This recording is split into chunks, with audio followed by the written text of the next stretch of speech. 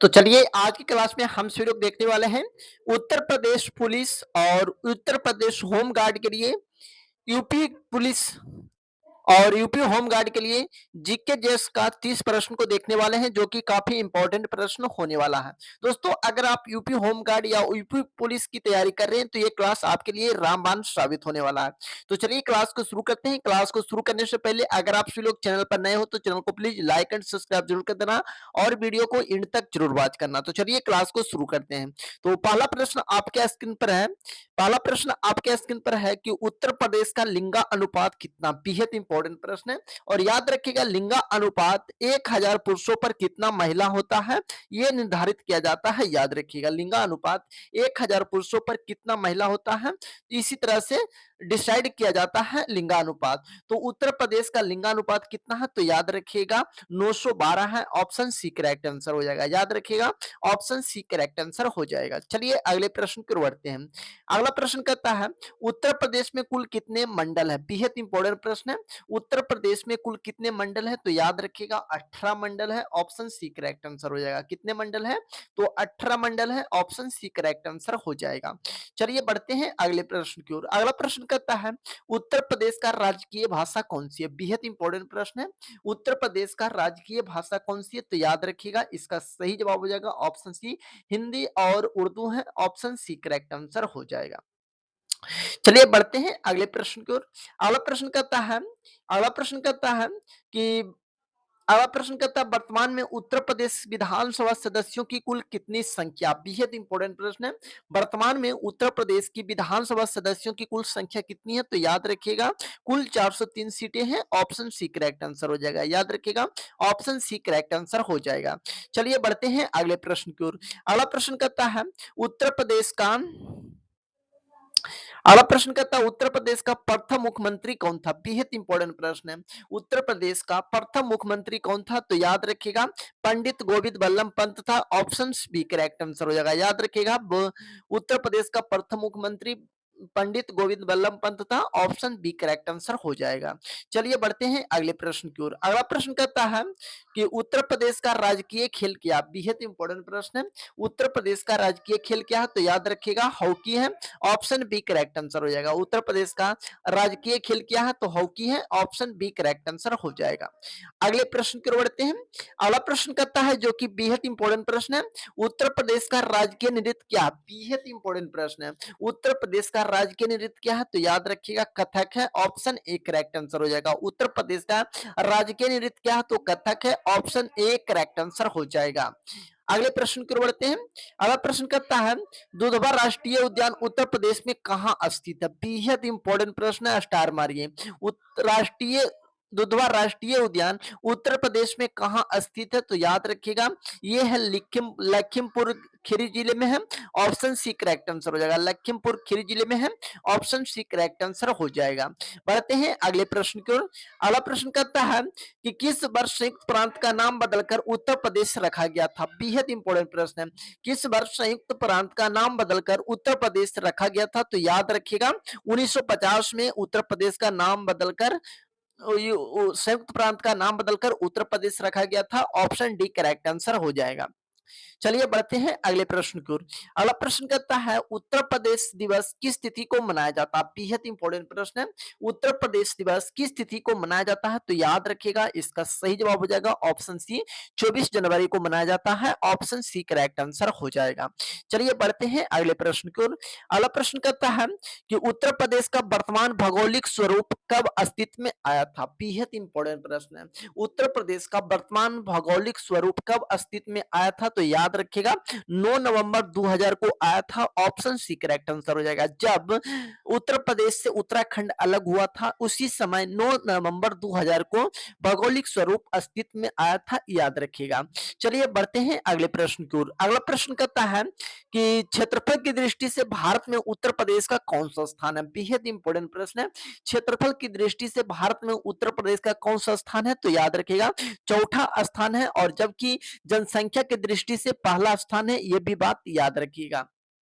चलिए बढ़ते हैं अगले प्रश्न की ओर। अगला प्रश्न कहता है शेख झील पश्चिम बिहार उत्तर प्रदेश के किस जिले में स्थित है? शेख झील पश्चिम बिहार उत्तर प्रदेश के किस जिले में स्थित है? तो याद रखिएगा ये अलीगढ़ में। ये कहाँ है? तो ये अलीगढ़ में है।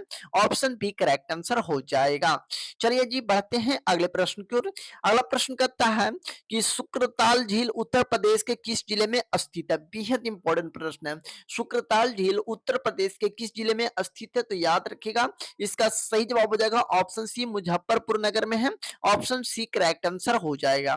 चलिए बढ़ते हैं अगले प्रश्न की ओर। अगला प्रश्न करता है उत्तर प्रदेश किस फसल का सबसे बड़ा उत्पादक है? बेहद इंपॉर्टेंट प्रश्न है। उत्तर प्रदेश किस फसल का सबसे बड़ा उत्पादक है? इनमें से आप सभी को बताना है। तो गेहूं सबसे ज्यादा उत्पादक करता है। ऑप्शन बी करेक्ट आंसर हो जाएगा। चलिए बढ़ते हैं अगले प्रश्न की ओर। अगला प्रश्न करता है कि चूड़ी यहाँ पर होगा, यहाँ पर चूड़ी होगा, याद रखिएगा। चूड़ी उद्योग के लिए उत्तर प्रदेश का कौन सा जिला फेमस है? बेहद इंपॉर्टेंट प्रश्न है। चूड़ी उद्योग के लिए उत्तर प्रदेश का कौन सा जिला फेमस है? तो याद रखिएगा 16 का सही जवाब हो जाएगा ऑप्शन सी फिरोजाबाद हो जाएगा। ऑप्शन सी करेक्ट आंसर हो जाएगा। चलिए बढ़ते हैं अगले प्रश्न की ओर। अगला प्रश्न कहता है कि उत्तर प्रदेश के किस जिले के नवाबों का शहर के नाम से जाना जाता है? बेहद इंपॉर्टेंट प्रश्न है। उत्तर प्रदेश के किस जिले को नवाबों का शहर के नाम से जाना जाता है? तो याद रखिएगा लखनऊ को नवाबों का शहर कहा जाता है। ऑप्शन बी करेक्ट आंसर हो जाएगा, याद रखिएगा। चलिए बढ़ते हैं अगले प्रश्न की ओर। अगला प्रश्न कहता है ताला उद्योग के लिए कौन सा जिला फेमस है? ये भी प्रश्न बहुत बार पूछ लिया गया था। ताला उद्योग के लिए कौन सा जिला फेमस है? तो याद रखिएगा अलीगढ़ है। कौन सा है? तो अलीगढ़ है। ऑप्शन बी करेक्ट आंसर हो जाएगा। चलिए बढ़ते हैं अगले प्रश्न की ओर। अगला प्रश्न कहता है कि उत्तर प्रदेश में चौधरी चरण सिंह अंतरराष्ट्रीय हवाई अड्डा कहाँ स्थित है? बेहद इंपॉर्टेंट प्रश्न है। उत्तर प्रदेश में चौधरी चरण सिंह अंतरराष्ट्रीय हवाई अड्डा कहाँ स्थित है? तो याद रखिएगा ये लखनऊ में है। ऑप्शन सी करेक्ट आंसर हो जाएगा। ये कहाँ है? तो लखनऊ में है। ऑप्शन सी करेक्ट आंसर हो जाएगा। चलिए बढ़ते हैं अगले प्रश्न की ओर। अगला प्रश्न कहता है जो कि बेहद इंपॉर्टेंट प्रश्न है, चौरी चौरा घटना उत्तर प्रदेश में कहाँ हुई थी? सभी लोग बताने का प्रयास कीजिएगा।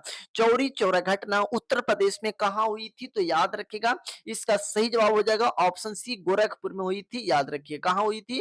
तो गोरखपुर में हुई थी। ऑप्शन सी करेक्ट आंसर हो जाएगा। चलिए बढ़ते हैं अगले प्रश्न की ओर।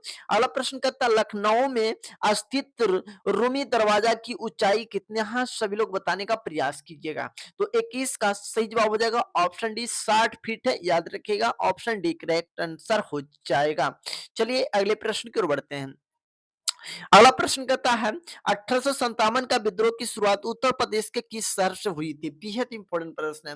1857 का विद्रोह की शुरुआत उत्तर प्रदेश के किस शहर से हुई थी? तो याद रखिएगा मेरठ से हुई थी। ऑप्शन ए करेक्ट आंसर हो जाएगा। कहां से हुआ था? मेरठ से हुआ था। ऑप्शन ए करेक्ट आंसर हो जाएगा। चलिए अगले प्रश्न की ओर बढ़ते हैं। अगला प्रश्न कहता है उत्तर प्रदेश आई कॉन्स्टिट्यूबलरी एक्ट कब पारित हुआ था? उत्तर प्रदेश आई कॉन्स्टिट्यूबलरी एक्ट कब पारित हुआ था? तो याद रखिएगा इसका सही जवाब हो जाएगा 1948 में पारित हुआ था। ऑप्शन ए करेक्ट आंसर हो जाएगा। चलिए बढ़ते हैं अगले प्रश्न की ओर। अगला प्रश्न कहता है नौटंकी, यहाँ पर नौटंकी होगा, गलत लिखा गया है। नौटंकी मेला उत्तर प्रदेश के किस जिले में लगता है?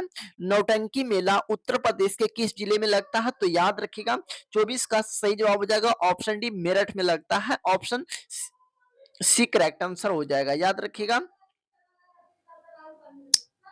याद रखिएगा मेरठ में लगता है। नौटंकी मेला उत्तर प्रदेश के किस जिले में लगता है? तो मेरठ में लगता है। ऑप्शन सी करेक्ट आंसर हो जाएगा। अगला प्रश्न कहता है कि मथुरा किसकी जन्म स्थली है जिसमें ब्रजभूमि के नाम से जाना जाता है? मथुरा किसकी जन्म स्थली है जिसे ब्रजभूमि के नाम से जाना जाता है? तो याद रखिएगा ये जाना जाता है भगवान कृष्ण के जन्म स्थली है। ऑप्शन सी करेक्ट आंसर हो जाएगा। चलिए बढ़ते हैं अगले प्रश्न की ओर।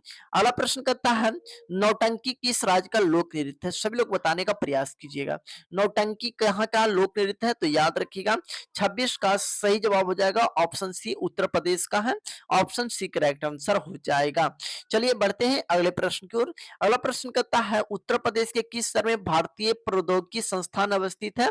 तो ये है कानपुर में। ऑप्शन बी करेक्ट आंसर हो जाएगा। कहाँ है? तो कानपुर में है। ऑप्शन बी करेक्ट आंसर हो जाएगा। चलिए बढ़ते हैं अगले प्रश्न की ओर। अगला प्रश्न कहता है कि उत्तर प्रदेश में लोकसभा सदस्यों की संख्या कितनी है? बेहद इंपॉर्टेंट प्रश्न है। उत्तर प्रदेश में लोकसभा सदस्यों की संख्या कितनी है? तो याद रखिएगा 80 सीटें हैं। ऑप्शन ए करेक्ट आंसर हो जाएगा। बढ़ते हैं अगले प्रश्न की ओर। अगला प्रश्न कहता है राज्यसभा में उत्तर प्रदेश की कितनी सीटें हैं? तो राज्यसभा में उत्तर प्रदेश की कुल 31 सीटें हैं। ऑप्शन बी करेक्ट आंसर हो जाएगा। चलिए अगले प्रश्न की ओर बढ़ते हैं। अगला प्रश्न कहता है यूपीएसएस का पूरा नाम क्या है? तो याद रखिएगा Uttar Pradesh special security force है। ऑप्शन बी करेक्ट आंसर हो जाएगा। तो ये था यूपी होमगार्ड और यूपी पुलिस का 30 मोस्ट इंपॉर्टेंट प्रीवियस ईयर प्रश्न था, जो कि बार बार एग्जाम में रिपीट होता है। तो 30 में आप सभी लोग कितना सही किए हैं, इसका जवाब कमेंट बॉक्स में बताइएगा। तो चलिए फिर मिलते हैं अगली क्लास में, तब तक के लिए जय हिंद जय भारत।